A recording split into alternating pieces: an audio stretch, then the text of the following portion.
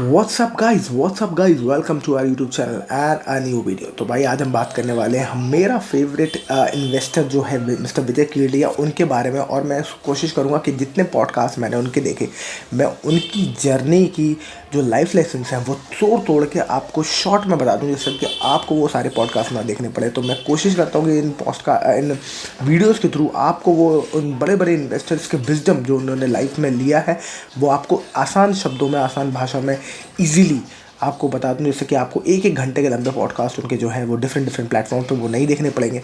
In fact उनको देखने का अलग इंपॉर्टेंस है। अगर आप उनको भी देखेंगे तो ऐसा नहीं है कि उनको देखने का कोई फ़ायदा नहीं, उनको देखने का बहुत फ़ायदा है, क्योंकि बहुत सारी चीज़ें ऐसी होती हैं जो आप देखेंगे तो आप अलग तरीके से परसीव करेंगे, मैं अलग तरीके से परसीव करूँगा। तो this is my observation, this is my learning from what I have taken. उनके पॉडकास्ट को सुन के आपके जो लर्निंग है वो डिफरेंट हो सकते हैं। हो सकता है आपको एक बहुत यूरेका डिफरेंट आइडिया मिल जाए उनकी बातों से, तो वो आपका डिफरेंट जो टेक अवे है वो डिफरेंट हो सकता है as compare to my take away. I can just tell you right now कि मेरा क्या टेक अवे है इतने सारे पॉडकास्ट सुनने के बाद मिस्टर विजय कीडिया की life lessons which I can tell you. तो सबसे पहला लाइफ लेसन के बारे में हम स्टार्ट करते हैं और वो है patience and passion leads to success. तो आपको सबसे पहले तो ये कि सब्र करो भाई, सब्र करो। पेशेंस आपके पास बहुत होना चाहिए, क्योंकि स्टॉक मार्केट में कहते हैं ना, वॉरेन बफेट ने भी ये बोला है कि stock market is a voting machine in the long term and वो क्या कहते हैं, casino in the short term. तो वोटिंग मशीन लॉन्ग टर्म में अगर आप लंबा सोचेंगे, अगर आप पेशेंस है आपके पास, तो ही आप इस गेम में बने रहेंगे, वरना आप बहुत जल्दी या तो इसमें ट्रेडिंग में चले जाएंगे या फिर इस गेम से निकल के बाहर चले जाएंगे। तो पेशेंस पहला इंपॉर्टेंट चीज़ है। दूसरा है पैशन। अगर आप पैशनेट नहीं हो किसी भी चीज़ के लिए, किसी भी काम के लिए, तो आप उस चीज़ में अपना जो करियर है वो बना नहीं सकते, आप उस चीज़ में आप महारत हासिल नहीं कर सकते। तो व्हाट ही सेड इज़ कि पेशेंस और पैशन दोनों इंपॉर्टेंट है। इनफैक्ट अगर कभी मार्केट नहीं भी चले और ना मार्केट गिर भी रहा हो, तब आप उतने ही पैशनेट तरीके से अगर मार्केट में बने रहें, उतने ही तरीके से ऑप्टिमिस्टिक तरीके से आप पैशनेटली अपने स्टॉक्स को जज करते रहें और अपने आप को इवॉल्व करते रहें, तो ज़रूर ज़रूर आपको स्टॉक मार्केट इन्वेस्टिंग में आपको सक्सेस मिल सकती है 100%। दूसरा एक इंपॉर्टेंट चीज़ है invest in your self before investing in stocks. ये बहुत ही कई बार वो बोलते हैं बात कि तुम्हारी जो मेंटल कैपेसिटी है वो बहुत इंपॉर्टेंट होनी चाहिए। ये वर्ड उन्होंने मेंटल कैपेसिटी उन्हीं का वर्ड है। और क्या कहने का मतलब है उनका मतलब ये है कि भाई जो आपका अंदर की जो क्षमता है वो लगातार बढ़ती जाती है जब आप नॉलेज एक्वायर करते हो। तो जितना आपके पास नॉलेज एक्वायर करते हो, आप जितना पढ़ते हो, जितना सुनते हो लोगों से, तो उसके बेसिस पर आपकी जो अंडरस्टैंडिंग है वो बढ़ती जाती है। जो आपका इन्फॉर्मेशन जो आपके पास आती है उसको प्रोसेस करने की जो क्षमता है वो आपकी ब्रेन की बढ़ती आती है। तो जितना आप नॉलेज एक्वायर करते हो उससे ज़्यादा आप स्मार्ट डिसीजन ले पाते हो। और इसलिए सबसे पहले स्टॉक्स में इन्वेस्ट करो, कहीं भी इन्वेस्ट करो, सबसे पहले आपको इंसान को अपने अंदर इन्वेस्ट करना चाहिए। तो अपने ऊपर आप इन्वेस्ट करने के लिए हमेशा नई नई चीज़ें पढ़िए, नई नई चीज़ें सुनिए और एक्वायर करिए more skills, more learning, more information, more knowledge. और फिर उसका जब मिश्रण होता है, जो ब्रेन में जो उसका क्या कहते हैं जो मंथन चलता है ब्रेन में उस इन्फॉर्मेशन और नॉलेज का, उससे आपको बहुत कुछ नई चीज़ें सीखने को ज़रूर मिलती हैं। चलिए नेक्स्ट होता है buy right and sit tight. मतलब कि जो भी आप खरीदो सही खरीदो और उसके बाद सब्र के साथ उस पर बैठ जाओ, आराम से बैठो। जो भी आपने ख़रीदा मेक श्योर कि आपने वो सही ख़रीदा। आपके पास कॉन्फिडेंस होना चाहिए, आपके पास पेशेंस होना चाहिए। और जब आप ख़रीदें तो उससे पहले आप अपना एक बार अच्छा थरो रिसर्च कर लें, जिससे कि आपको एक बार उस पर पूरा भरोसा हो।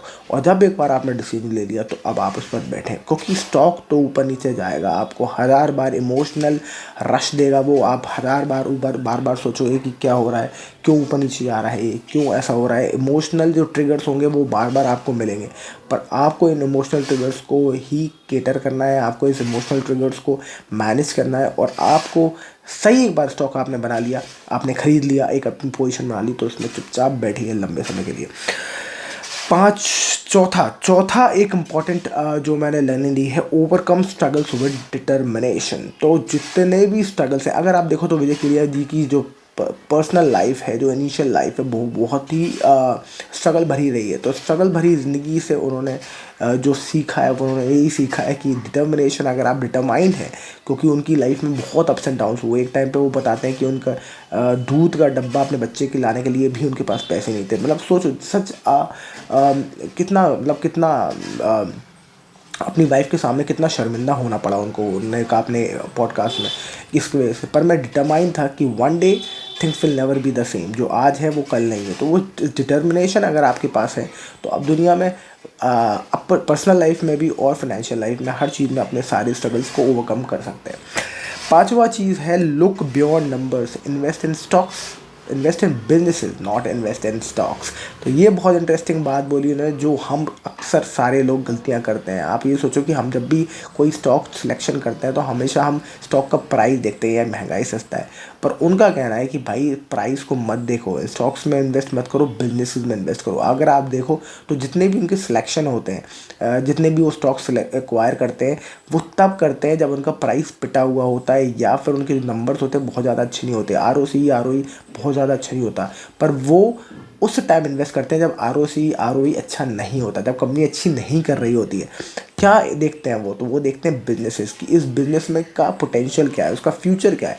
तो वो उस चीज़ पे ज़्यादा ध्यान देते हैं कि आज कंपनी अच्छा नहीं कर रही है काम, कोई बात नहीं, प्राइस भी पिटा हुआ है, कोई बात नहीं, पर मेरे को देखना क्या है कि वो बिजनेसेस जिसका आगे चल के फ्यूचर में बहुत ही बड़ा होल्ड होने वाला है, जो आगे चल के कुछ अलग कर देगा, जिसमें टर्न अराउंड आ सकता है, जिसमें पोटेंशियल है। तो वो उस तरह के बिजनेसेस को ढूंढते हैं। आप इसको रामदेव अग्रवाल का जो लर्निंग है, जिसमें रामदेव अग्रवाल बोलते हैं good quality stocks, good businesses, आप उससे भी कोरिलेट कर सकते हैं कि जहाँ कंपनी को कॉम्पिटिटिव एडवांटेज मिलने वाला हो फ्यूचर में, उसमें हमारे विजय केडिया साहब पहले से ही घुसने की कोशिश करते हैं जब उसके नंबर्स बहुत ठोके पिटे होते हैं।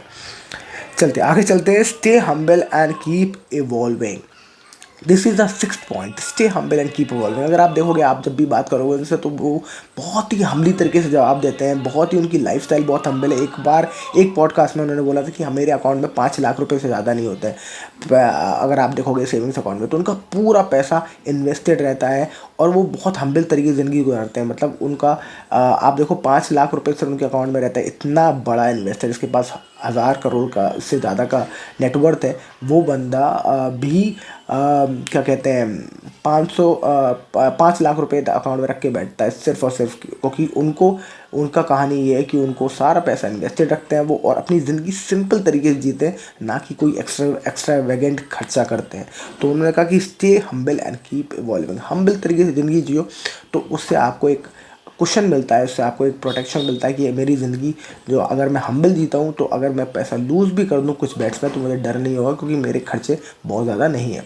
राइट, आगे चलते हैं। 7वां पॉइंट है टेक कैलकुलेटेड रिस्क। जब भी आप किसी स्टॉक में पोर्टफोलियो में इन्वेस्ट करते हैं, तो उन्होंने कहा कि कॉन्सेंट्रेट करना तो इम्पॉर्टेंट है, पर तब भी जब भी आप इन्वेस्ट करें किसी पोर्टफोलियो में, किसी भी पोर्टफोलियो में कह रहा हूँ, किसी भी स्टॉक में, तो उसका जो आपको रिस्क है वो आपको कैलकुलेट करना है। यानी कि आपको उसमें लिमिटेड अमाउंट ऑफ मनी ही डालना है। ये मत करें कि आप पूरा पैसा एक ही स्टॉक में डाल दें और वो स्टॉक वहाँ से नहीं चला, तो बहुत दिक्कत हो सकती है। तो आपको इतना कैलकुलेटेड रिस्क लेना है, आपको थोड़ा सा रिस्क मैनेजमेंट करना पड़ेगा, इन ऑर्डर टू से कि अगर आपके 2 स्टॉक नहीं चले तो आपके पास तीसरे चौथे स्टॉक्स हैं, 5वें स्टॉक्स हैं, 6वें स्टॉक्स हैं।